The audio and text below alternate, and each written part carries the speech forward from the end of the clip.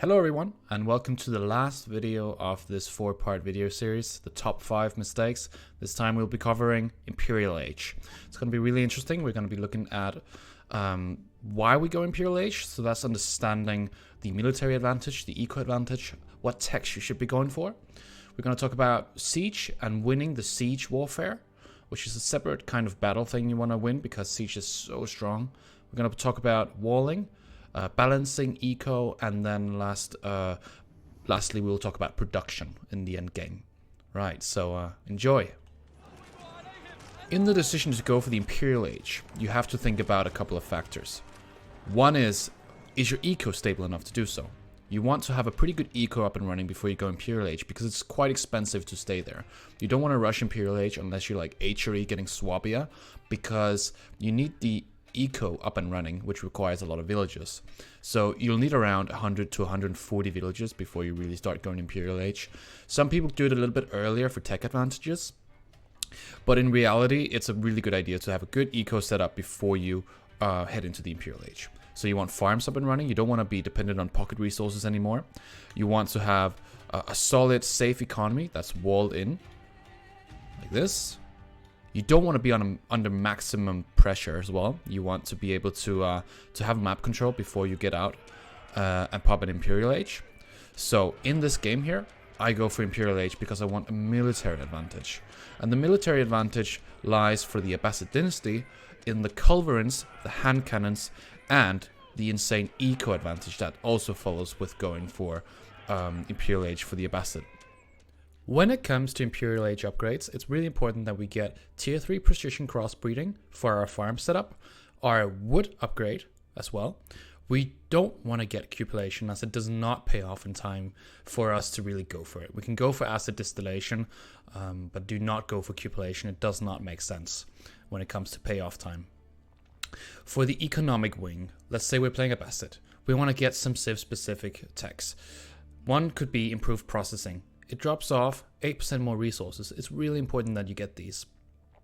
Same goes for if you're playing English, you should definitely get enclosures. It's really important that you get those civ-specific eco bonuses because it's really the core of the end game that you get that advantage. And finally, one thing you should always consider getting is from the monastery, tithe barns. You should have collected relics throughout the game, especially if you're playing for the late game. And so if you have 2, 3 plus relics, tithe barns will provide you so much stone, wood, and food that it just pays off super quickly. It makes sense if you want to make keeps. If you're playing such a late game that there's no more resources on the map, this tech can win you games. It's so important. In the end game, we want to use siege to advantage. We have culverins, we have mangonels, we have bombards, we have springles. Some civs don't have culverins, they have springles. Some civs have springles that are even better than normal springles. That would be the Rus and the Mongols. They have greater range. The culverins are available to some civs, like the Malians, the HRE, the Abbasid dynasty, the French with their landmark. And so you want to make use of culverins as soon as possible.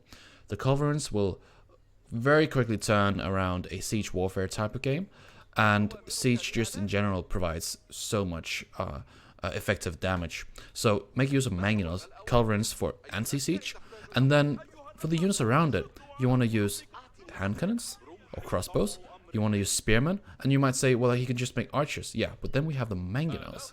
They will take care of the archers. What if they have springles? Then we have the culverins. If the game is really hard in siege and you are losing a lot of siege units, what you can do is you can add in horsemen instead.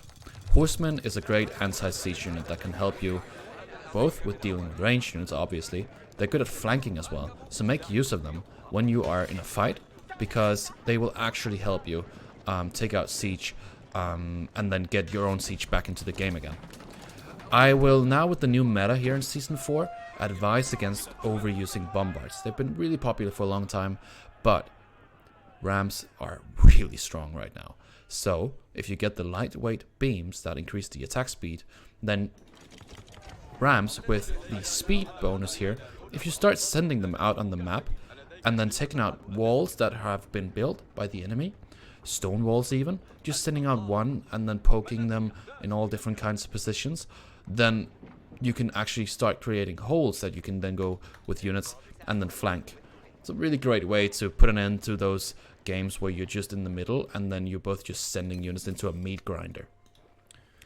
In the Imperial Age, if you use walls, it's really important that you don't go all out on stone walls. Palisade walls usually gets the job done anyways.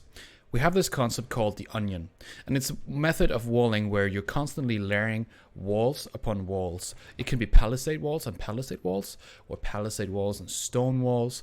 It is the use of natural terrain to constantly lock out more and more terrain from your opponent. So at this moment here, if I was my opponent, I would continue walling up on the north here because I have no defenses here.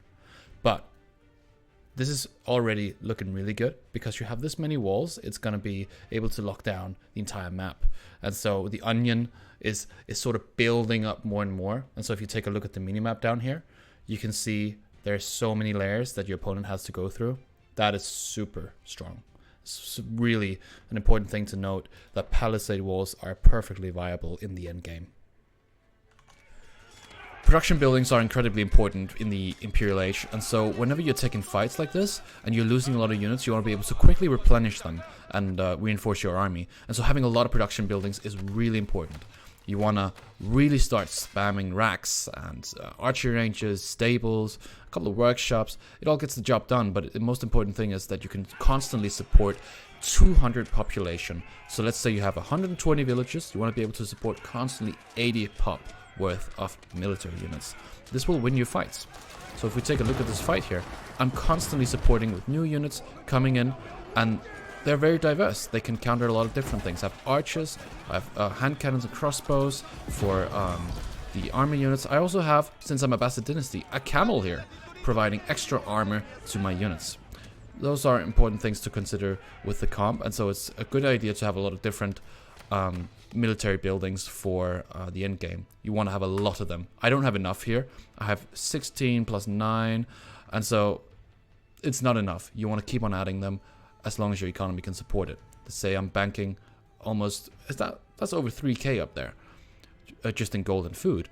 I need to add more and more production, and then I actually need to attack so I can spend the resources as well, because if I don't spend them, then they're not really good for anything. I think one kind of funny mistake that people make talking about Imperial Age and so on is actually going to Imperial Age. There are some factors that you have to think about when going there. I've spoken about it before, but I want to bring up an example here why you should not go Imperial Age, what it looks like. So let's say you're playing against the HRE and they get an obvious huge benefit of going Imperial Age. They have the Palace of Swabian, it adds a lot of villages, huge economic boost.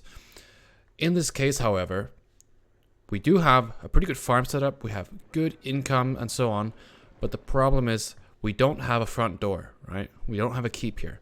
We don't have an army that's able to take out much of anything, really. There's 30 spearmen here, but there's no siege, there's no counter to any other types of army units or anything. And so it's really important that when you go Imperial, you actually have control of this. So scouting is going to be crucial, because I think what Numidion is forgetting here is to scout, and he does not see that there's an attack imminent. And so what's going to happen is, if you go Imperial and your opponent has a really strong army, and they scout that you're actually kind of weak, they're just going to go on pawn H-up and try to take you out immediately.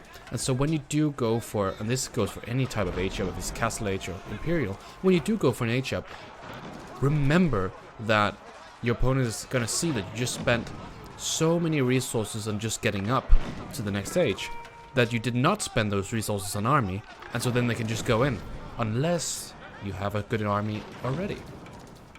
That is why it's crucial that if you want to go to the Imperial Age, you're not going to lose because of going there. You want to get an advantage from going there. And so the situation depends, obviously, but in situations like this, where your base is open, you don't have army to defend, obviously it's going to end pretty bad. And yeah, that's really important to consider. That all those upgrades, technologies, the unique units that you might get from going Imperial Age are not going to matter if you spend 3,600 resources going there and your opponent just walks right into your base. I hope you guys have found this video useful. I hope you have enjoyed the series in general. If you don't know, there's more videos from the series covering the Dark Age, the Feudal Age, and the Castle Age. And so be sure to check them out.